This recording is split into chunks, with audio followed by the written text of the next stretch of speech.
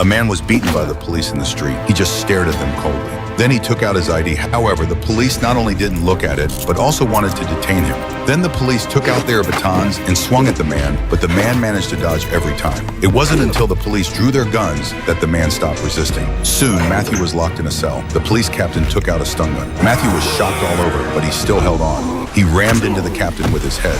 Just then, a police officer rushed in and stopped him. Because the chief had checked Matthew's ID and learned that he was a veteran, he immediately ordered Matthew to be released. However, just as Matthew left the office, a girl walked in. Matthew found that he had left his radio behind, so he went back to the office and saw the police chief about to bully the girl. The chief ordered Matthew to leave. However, seeing the girl looking scared as a soldier, he finally decided not to tolerate it anymore. When the chief approached him,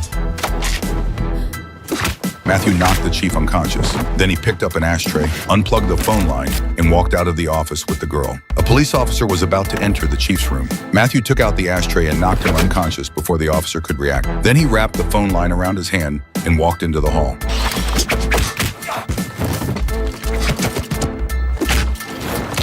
After that, Matthew disassembled their guns, grabbed the girl, and was about to leave, but accidentally ran into the captain and his men. Matthew pushed the girl out of the room.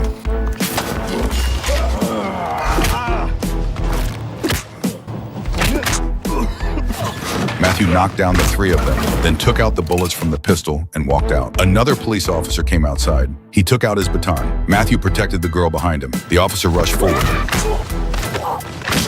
And all the people in the police station were knocked down. The two escaped from the stairwell and ran into the deputy chief.